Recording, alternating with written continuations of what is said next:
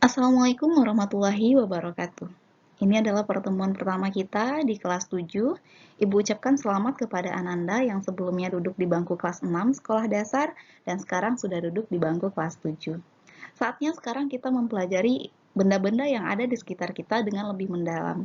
Untuk mempelajari benda-benda yang ada di sekitar kita pelajari pada mata pelajaran ilmu pengetahuan alam.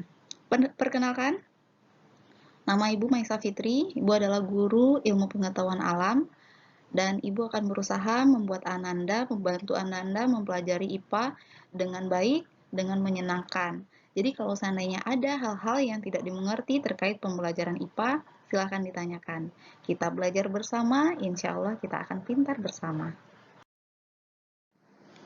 Materi kita yang pertama adalah objek IPA dan pengamatannya. Ada 3 hal yang akan kita bahas di video ini. Yang pertama adalah metode ilmiah dalam penyelidikan IPA, kemudian kegunaan mempelajari IPA, dan objek yang kita pelajari dalam IPA. Kita sebagai makhluk ciptaan Allah Subhanahu wa Ta'ala, kita wajib mensyukuri apa yang telah diciptakan oleh Allah.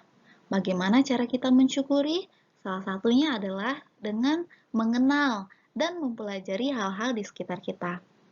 Sebelumnya, telah banyak ilmuwan dan saintis melakukan pengamatan terhadap benda-benda yang ada di sekitar kita dengan cara melakukan serangkaian penelitian yang sangat cermat dan hati-hati.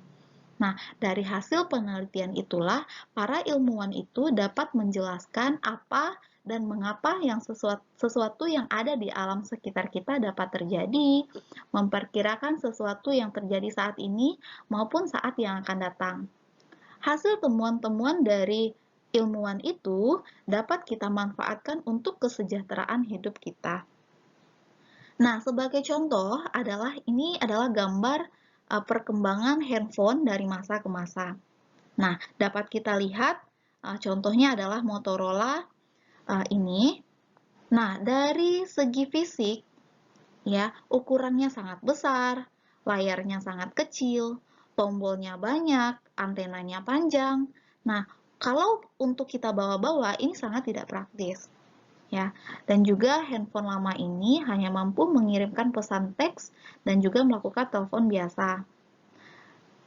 Dengan adanya penelitian-penelitian yang dilakukan oleh peneliti yang awalnya hanya mengamati, handphone ini. Nah, para ilmuwan berpikir bagaimana layar yang kecil ini kita buat besar. Bagaimana tombol yang banyak ini kita bikin lebih efektif, lebih efisien dengan menggunakan touchscreen atau layar sentuh. Bagaimana kita tidak menggunakan antena. Nah, hasilnya ditemukanlah handphone pintar seperti yang kita rasakan pada saat sekarang ini, yang mampu menggantikan fungsi dari banyak elektronik, seperti handphone ini bisa menggantikan fungsi televisi, bisa menggantikan fungsi stopwatch, bisa menggantikan fungsi komputer, dan lain sebagainya. Langkah awal yang dilakukan dalam mempelajari benda-benda di sekitar kita, atau langkah awal yang dilakukan peneliti dalam melakukan penelitian, yaitu pengamatan. Pada gambar ini, kita melihat seorang siswa sedang mengamati temannya. Nah, hasil dari pengamatannya itu adalah berupa temannya bertubuh tinggi, warna kulitnya kuning langsat, matanya sipit dan hidungnya mancung. Itu adalah hasil pengamatan. Seperti halnya peneliti sebelumnya melakukan pengamatan terhadap handphone, yaitu hasil pengamatannya adalah yang pertama, layarnya kecil, tombolnya banyak, ukurannya besar, dan antenanya panjang. Nah, jadi hasil pengamatan atau mengamati itu adalah sesuatu yang tampak secara fisik, ya, yang dapat diamati oleh mata kita. Nah, bagaimana kalau seandainya seorang teman mengatakan temannya baik, jujur, pintar, apakah itu hasil pengamatan? Tidak, karena hal itu tidak dapat diamati oleh mata kita secara langsung. Nah, kita mengatakan teman kita tinggi, tubuhnya gemuk. ya. Nah, dari mana itu bisa kita katakan? Dari mana kita menentukan tinggi seseorang dengan lebih akurat? Bagaimana kita menentukan massa tubuh seseorang dengan lebih tepat? Nah, dengan itulah dilakukan penelitian lanjutan dengan melakukan pengukuran. Ada 3 proses yang kita lalui dalam melakukan penyelidikan ilmiah. Yang pertama adalah melakukan pengamatan atau observasi. Pengamatan kita lakukan menggunakan panca indera, termasuk melakukan pengukuran dengan alat ukur yang sesuai. Pengamatan dilakukan untuk mengumpulkan data dan informasi. Yang kedua adalah membuat inferensi, merumuskan penjelasan berdasarkan pengamatan. Penjelasan ini digunakan untuk menemukan pola-pola atau hubungan antar aspek yang diamati dan membuat perkiraan. Kemudian yang terakhir adalah mengkomunikasikan hasil dari penyelidikan kita berupa baik secara lisan maupun secara tulisan. Hasilnya dapat berupa tabel, berupa grafik, bagan, dan juga gambar. Nah, ada banyak sekali kegunaan kita mempelajari IPA. Yang pertama adalah kita memahami berbagai hal yang ada di sekitar kita. Contohnya, kita tahu kenapa matahari bersinar. Kita tahu kenapa matahari terbit dari sebelah timur ke sebelah barat. Kita tahu kenapa bentuk bulan dari hari ke hari itu berbeda, mulai dari bulan sabit, bulan setengah, dan bulan purnama. Kemudian dengan mempelajari IPA, kita mampu meningkatkan kualitas hidup. Kenapa? Karena kita tahu, ketika kita menanam satu pohon, pohon itu akan tumbuh besar, menghasilkan oksigen yang bermanfaat buat pernafasan kita, dan juga dia nanti menghasilkan buah sebagai sumber energi kita, sebagai sumber karbohidrat. Kemudian dengan mempelajari IPA, kita mampu menyelesaikan masalah. Misalnya, ketika kita menemukan air keruh, nah kita bisa membuat air keruh itu menjadi jernih lagi. Ketika suatu daerah kekurangan air bersih, tetapi daerah itu berada di pinggir pantai, nah orang yang mengerti IPA, dia bisa membuat air laut itu menjadi tawar sehingga dapat diminum. Kemudian orang yang mempelajari IPA, dia mampu berpikir logis dan sistematis. Kenapa?